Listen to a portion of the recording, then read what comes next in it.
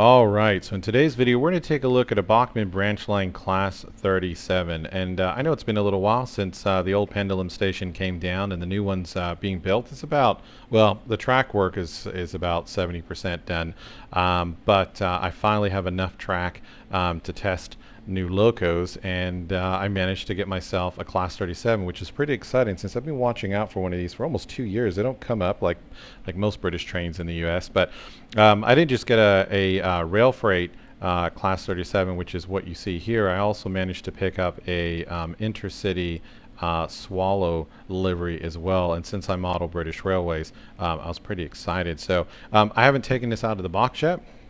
I've been patient because I wanted to do a video. So we're going to get this out of the sleeve, take a look, break it down, and if I make any mistakes, you know what not to do. And if all goes well, then you'll know how to maintenance your loco as well. So I'm going to take this out of the package and do an initial inspection, and then we'll start tearing it down since I have no doubt the oil is all over the place and the gears probably need to be re-greased before we put it on the layout. Or it doesn't work at all. I don't know. We'll see. So let's go ahead and get this out of the ice cube shell. Put this box to the side. We got some instructions here. And although I don't typically read these, it's kind of nice to have them with the box. And from what I can tell here, this has never been opened. What do we got here? Probably some kind of a warranty. Collectors Club. Probably doesn't account for as Yankees, but we'll go ahead and put that in there. And this is always exciting. So when I first got into model railroading, I never cared about the detail parts. I'm like, who puts those on? But these days, as I've gotten a bit more serious about it, it's really exciting when you buy, you know, even though this is new, supposedly, secondhand when the detail pack is in there. Because I will typically pull off the front coupler and put the details on and leave the back coupler, you know, well, I mean, you know, these things look like candy bars, so which is the back, which is the front. But I'll leave the back for, you know, connecting to my, my freight and passenger cars. So detail the front, leave the back alone. But anyway, let's get this out. And we'll take this. Oh, usually that's taped in, I think, right? See if it's been opened. Nope, hasn't been opened. Cool. Put this off to the side, and I have to take this off camera for just a second, and we'll see if there's any damage. There we go. Boink. So do we have anything in here? Nope. So I always double check the packaging since if you're new to model railroading, broken stuff is just part of the game, and sometimes we have to screw stuff back on. So look at that. This is the first time I've taken it out of the box, so I just want to, if you don't mind, I just want to take a look at it to admire the detail. So you guys, you know, if you've watched me since my early videos, I've learned a lot, you know, along the way, and I really feel like Bachmann nails the diesels. Like Hornby seems to do steam well, and Bachmann seems to do the diesels well. It's pretty cool. Is that see-through? So that's not see-through, which, you know, it's fine. The top is, so the big old fan. I wonder if that turns. I heard there was, I don't know what brand it was, but there was set of locos where they had fans turning for a while. I think it was Hornby. They were having issues with it, so they took the feature away. Not really bothered. Look at the front of that. Doesn't it look like a rhino? Funnily enough, outside of model railroading, the only experience I've really had with one of these, let's jump into it, is I play Train Sim World. That's the only real experience. I think I might have saw one when I was about 5 or 6 years old, but I always thought they looked cool. I apologize ahead of time if my camera keeps focusing. I don't know how to lock it on the latest Pixel phone. Let's get that out. And let's get that out. I've never taken a Class 37 apart before. There we go. I'm wondering if we gotta shimmy the doors like you do on the Class 37s, or excuse me, the 47s, to get this thing off. So it looks like we got one screw, and we got two more in the front here, here and here, and we've got another one here and here, and one down there. It doesn't look like it's been run. The way that I mean, it's not guaranteed, but the way that you can typically tell is, see if I can get this up on the phone, is by taking a look at the wheels. It's usually a giveaway, and you can see here that the wheels are, I mean, look, that's not been run, I don't think. So the guy said it was new and never run, and I think he's telling the truth. It looks brand new. All right, so let's find a number. What do you got here? 1 times 25 should do the trick.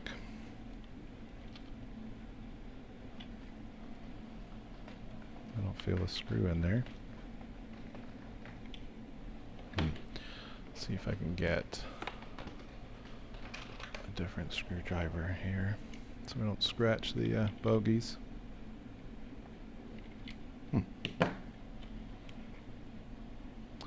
I don't think there's a screw down there.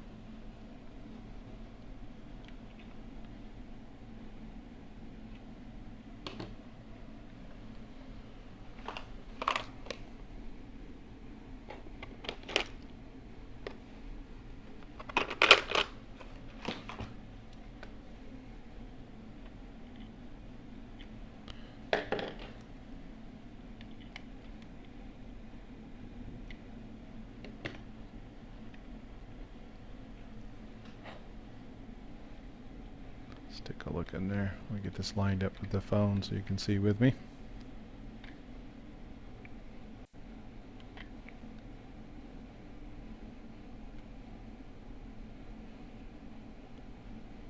Nope, I don't see a screw down there. If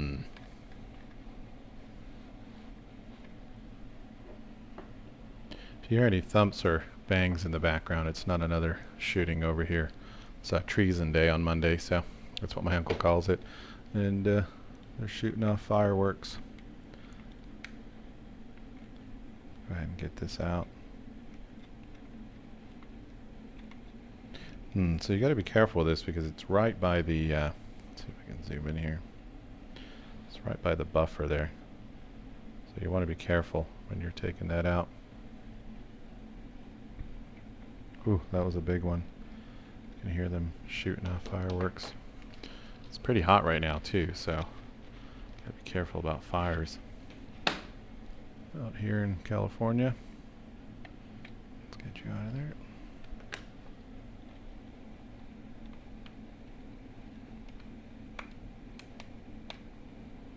Yeah, you gotta be real careful. It runs right up against the buffer. Sorry you're seeing my hand in the way, but I gotta... What a weird design. So like, the buffer's in the way.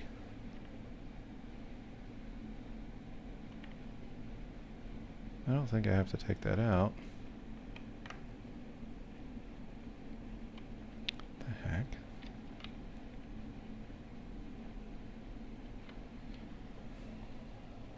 Probably should have looked up how to do this beforehand, so at least kind of look like I know what I was doing, but I don't. Look at that. So the buffer's right there, and I don't think you can take these out, but you can't get the screw out. Does this turn maybe? Let me, because the other one came out alright. Let me screw this in, and let me see if that buffer turns.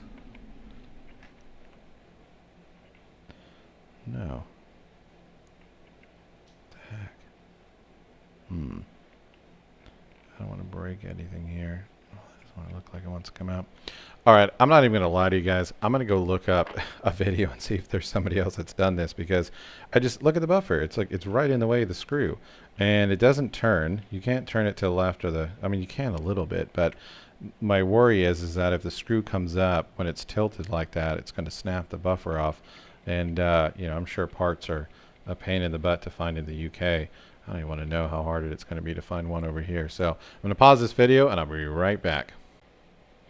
All right, so I looked on YouTube and couldn't find anything. So there's lots of people that are doing, they're taking the shell off the Class 37, but they skip through that part or they fast forward, and I can't really see what's going on. So I kind of took a little look while I had the camera pause, and I think if you just keep turning this, then what happens is it kind of pushes the bottom away from the shell, and I'm hoping it'll continue to unscrew, and what'll happen is when we take this shell off, the screw will just kind of sit here under the buffer. And I don't know, hopefully that'll work. We'll see. And I don't see any screws still in those holes there, so let's go ahead and flip this around. Now make sure on some of these models there's little antennas in the front. Whoops, let's not scratch that there. So you want to just be careful. This one doesn't have it. For whatever reason, Bachmann uses plastic instead of rubber, which would be such an easy fix for those little antennas. And they'll snap right off. And if it does, by the way, if you ever snap a piece of plastic off, let me give you a quick recommendation. I'm going to do a little ad here. I have nothing to do with this company, but this stuff is amazing. I found this at the hobby store, and almost every broken train part I've been able to fix with this. It's fantastic. It kind of self-wicks, and it sort of warms up the plastic, and so what happens is as long as you have a steady hand or something to hold the piece in place, it almost goes back on. So that's my go-to for that. So we'll keep on screwing here. This screw came right out. I wonder if it's a manufacturing thing or they just don't care. It's probably that they don't care. Let's get in here to this one. Oh, it's on there pretty good.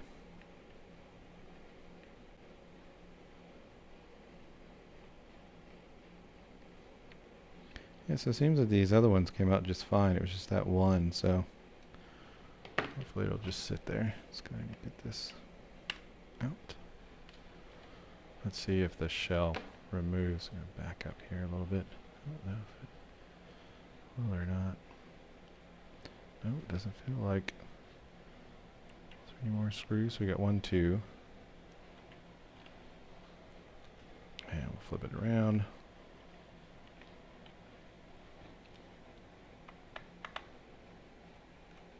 Oh, look at that. Huh. So here's what happens. Let me just zoom in again here.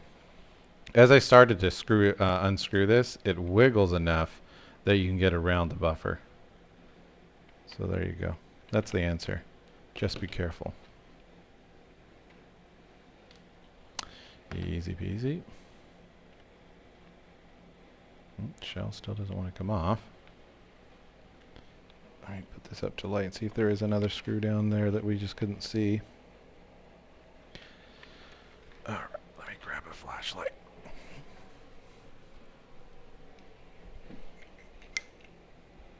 Oh, there is a screw down there. Okay, so there are 2 screws down there. I'm sure I have people already telling me through the screen. Yep, there's screws down there, buddy.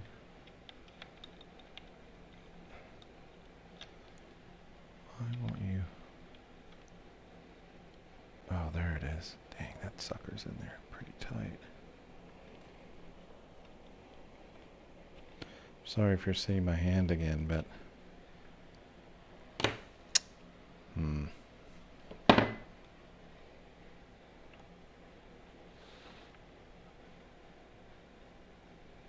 just a little bit too small. Let's get this box out of here.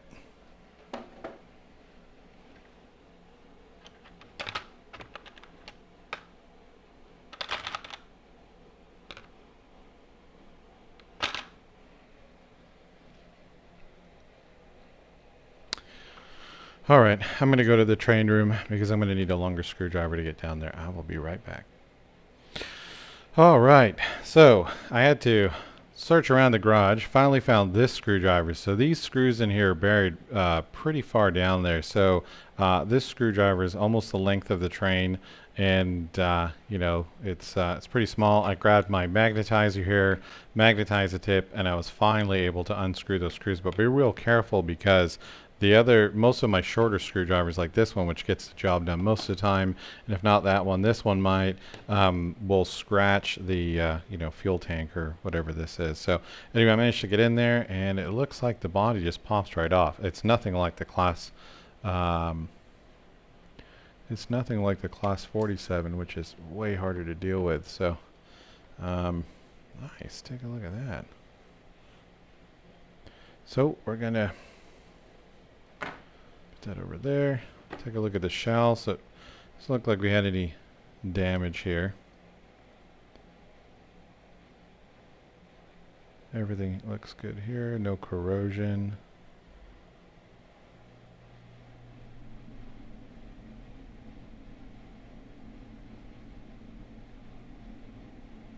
Looks good. So we'll go ahead and put this off to the side here.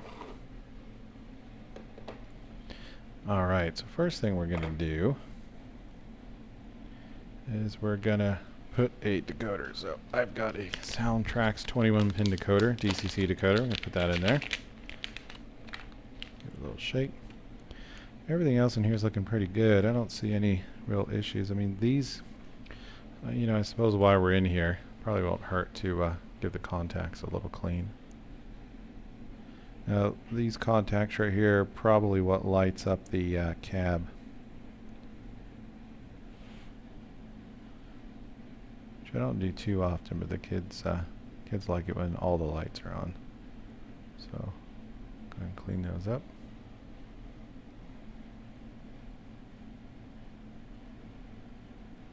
And then I don't see any other issues. I don't think anybody's ever been in here. I'm probably the first one. So I'm going to grab my plastic opener and we'll get the so this chip right here allows it to run on DC. So if you're running DC, you don't have to do any of this unless you need to go in here and do any maintenance. But if you're running DCC like myself, or you plan to do a sound upgrade, then you want to change this out. I actually did that on one of my class 47s. I upgraded the DCC chip inside, and in fact, actually, that's where I found this extra 21 pin decoder. On my class 37, I switched it out for Soundtrax Economy decoder, UK diesel, and I soldered a iPhone speaker, and it sounds amazing. I'll probably have to make a video showing you how to do that. It's totally worth it. See if we can get in here and take this off. Now, since most American locos, and I haven't messed with American locos for a while, don't have 21 pin, you got to be real careful. These things are a little tricky to get off, and you can bend the pins. Now, usually, and I'm speaking from experience here, if the pin does snap, it doesn't usually snap right at the bottom. It'll snap about a fourth the way down, and it'll still work. But see right where you start to, let me go ahead and zoom in here. So if you've never messed with a 21 pin, see how the pins are just starting to come out of this side? So they're still in here, but they're starting to come out on this side. Don't continue wiggling that side. Go back to the other side and just be patient. Some come off easier than others, but otherwise you will bend the pin like I did.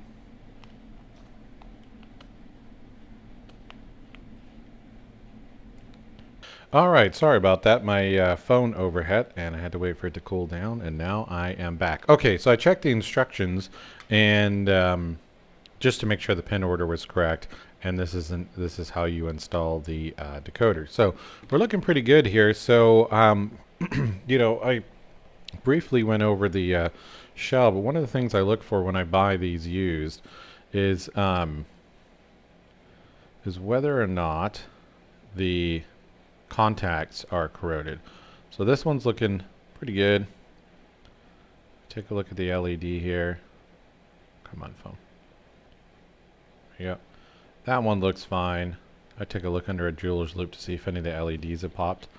I'm going to swing the shell around and we'll look at the other side.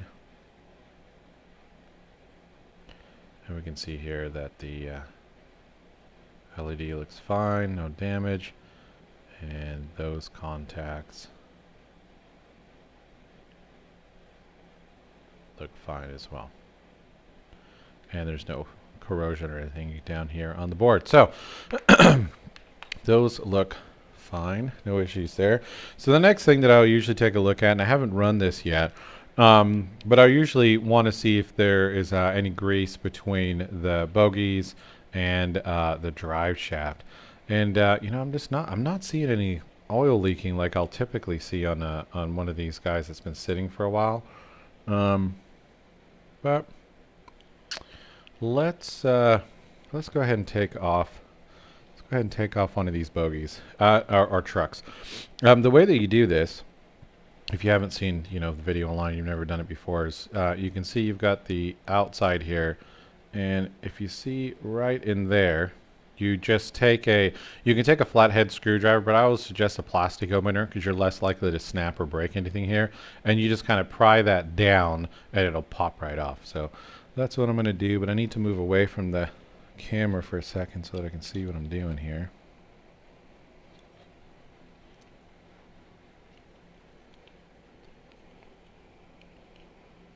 You might be able to see. So really only need to look at one of them. Come on, get off. Okay, I'm gonna have to take a closer look on this side. Give me just 1 second here.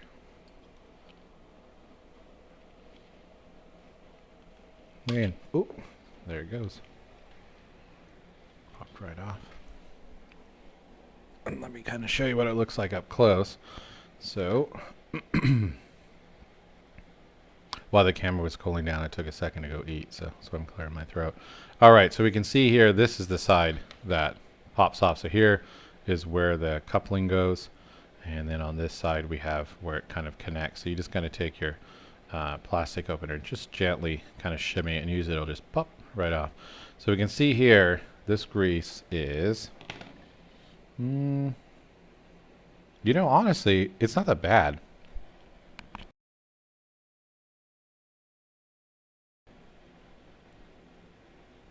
It's not dried up or anything. The gear's like a little, I don't know if these gears are true, but I mean, I just don't think it's worth putting any more oil in there. I think it's probably fine. I mean, you can see there's plenty of grease. It's kind of shifted a little bit, so I mean, I guess we could put a dot or two on there, but more is not always better when it comes to model trains, mechanical clocks. I'm going to get the excess grease off this corner here. We don't need that on there. But this is really not that big of a deal from what I'm seeing here. The contacts look clean. I'm just making sure there's no wheels, no grease on the wheels. It's going to end up on my layout.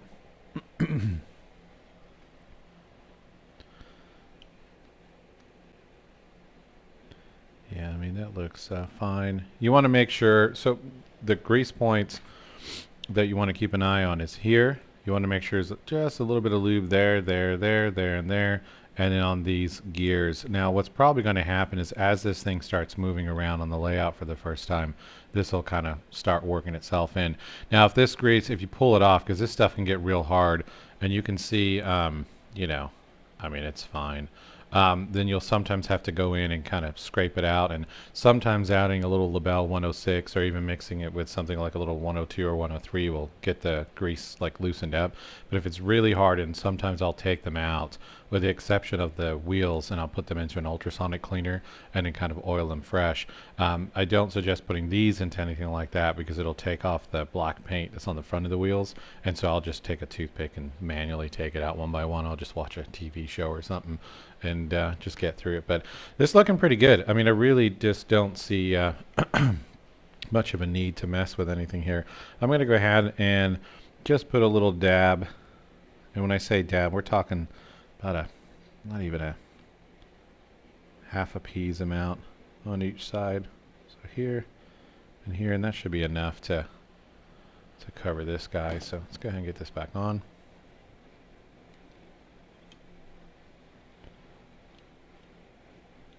This thing's in really good condition, actually. Probably one of the best. Very little to have to do here. Alright, I'm gonna have to work at this behind the camera. Sorry, I know my phone block there's not too interesting.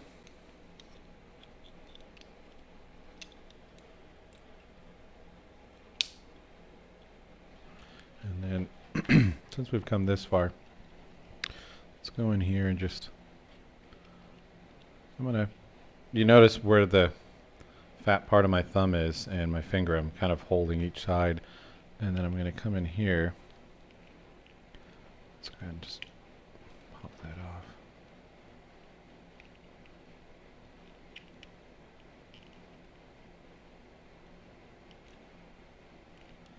Come on, man.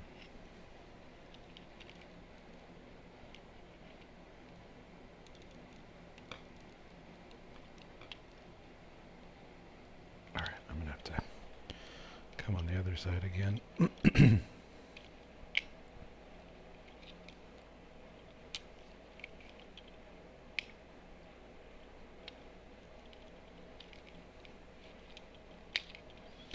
Come on, Class 37, you're making me look bad.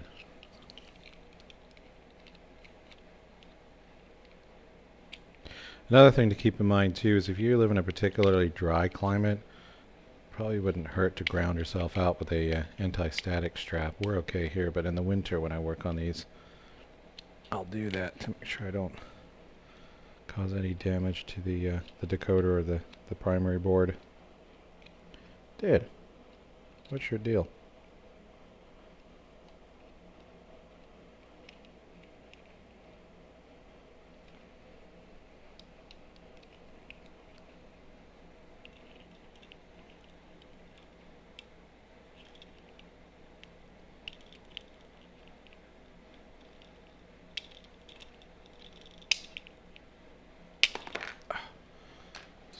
Thing.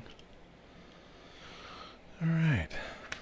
So what I did was, again, the truck or the bogey's on like this, and you just got to get your tool, kind of get it underneath carefully and just keep working with it, and eventually where this hole is will come off the clip and it'll just boink, off it goes. So let's take a look at this side here.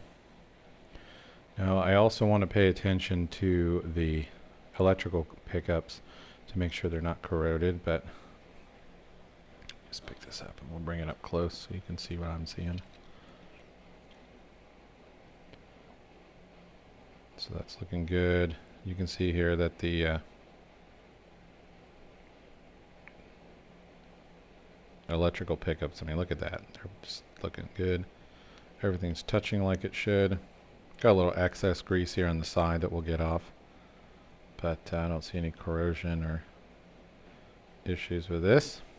So let's go ahead and flip this bad boy around. So I'm going to take off the excess here, because it's not necessary. I'm going to dip in here a little bit of rubbing alcohol, and we'll take that off.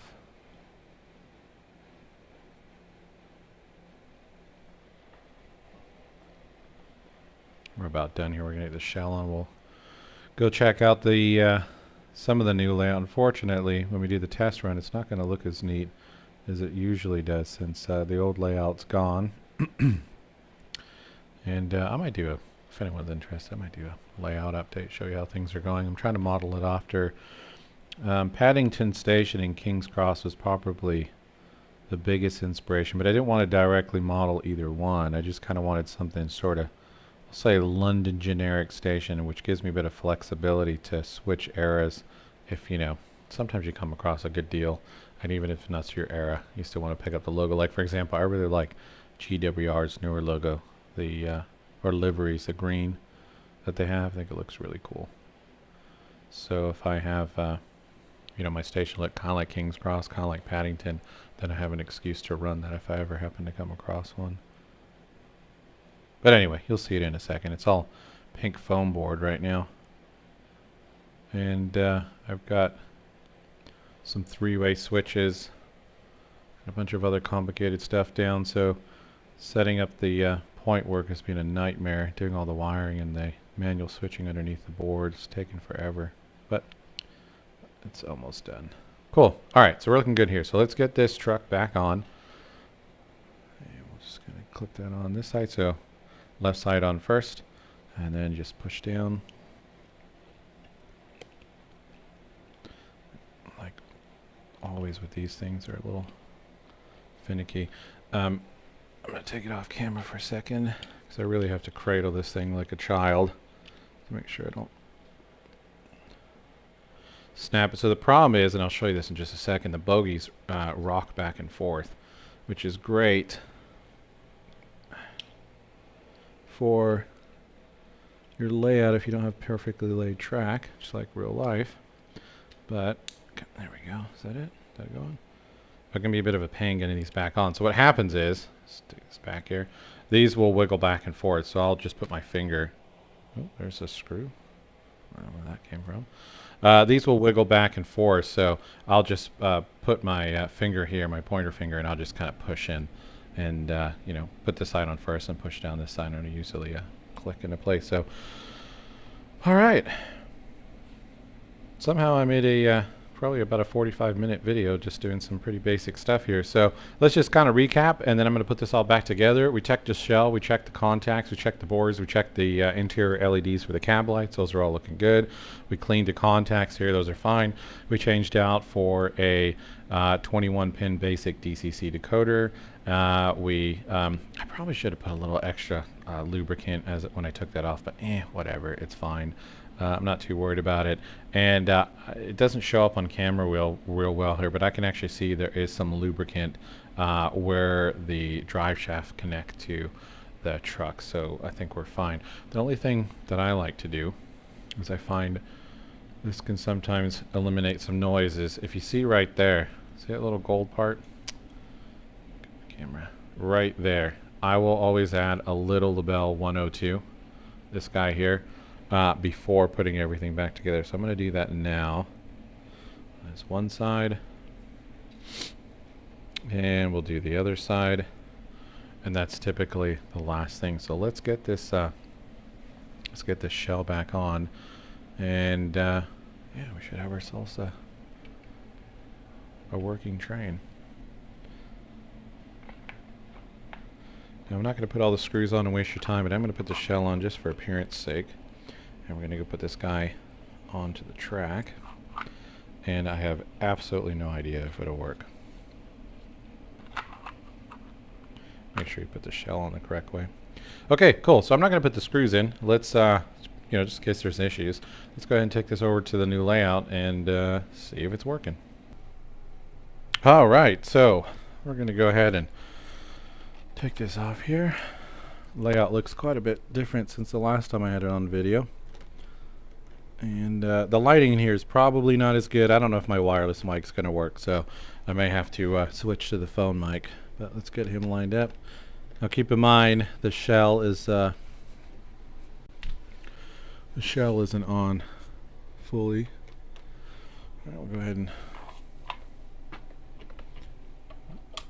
boot everything up.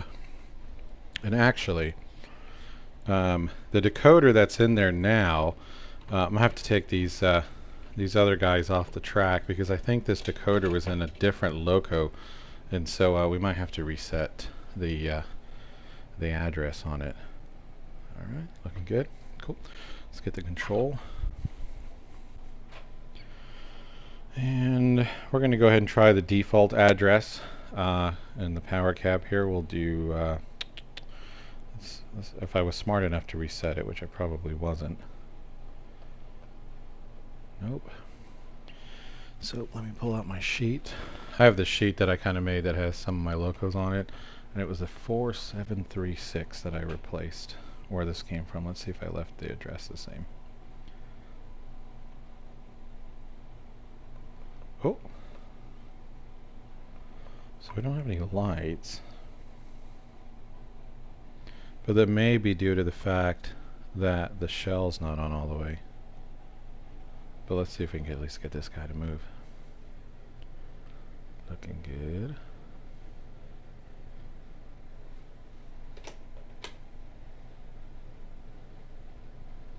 Oh man, smooth, smooth, smooth. I can hear it. Give me a sec while I get these other switches going so we don't short anything out.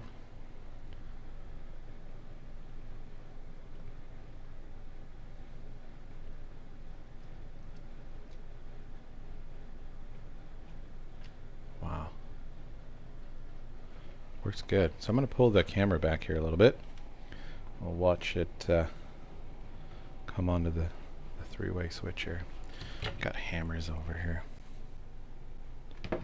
I've really been doing a lot of work on the new pendulum station, and this time actually, because I haven't done an update, it really will be a station. We did have a station on the old layout, but it was unrealistically and unprototypically small.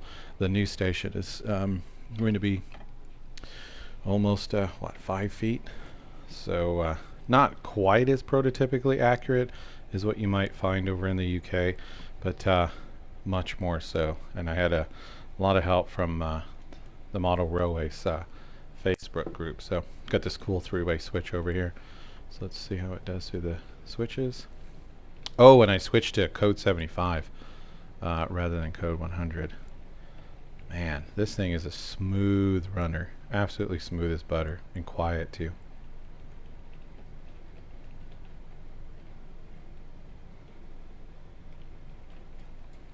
Nice.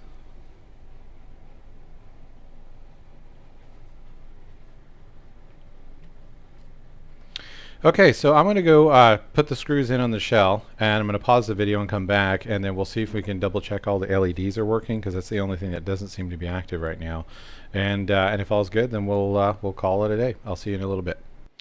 All right, so we're back out on the layout, and the screws are back in the shell, and the headlights are working great. But quick tip, something that I just learned. Under the bottom of these Class 37s are two switches. One says cab light, and one says rear light.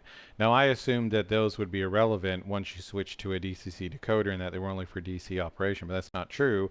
If you have those switches set to off, when you put it onto DCC and you put the loco in one direction or the other, like for example, if you have the rear lights off and you put it forward, then the rear lights will turn off. I mean, I know that seems like common sense, but I always thought that once the decoder was in there, that those switches didn't do anything.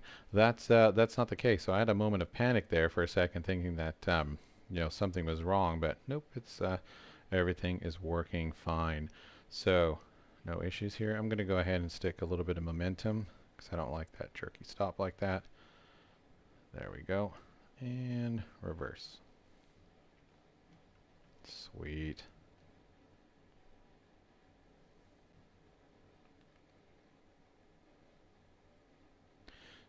And we got our cab light working now as well.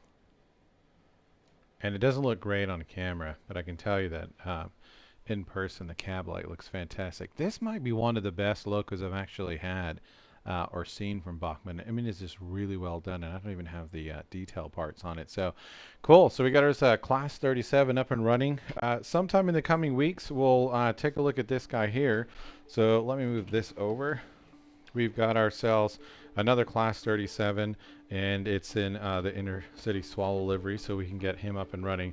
And then I actually picked up another Class 47 and a Royal Mail car from Helgen, my first Helgen purchase. So hopefully we'll do that on a future video. In the meantime, I'm going to do a little shunting and get some get this thing moving, get the gears running, and get the oil work through. And we should have a loco that you'll see for, I'm sure, plenty of other videos in the future. Thanks so much for watching. I appreciate it. I'll hope to see you guys on the next video. Thanks so much. Bye bye.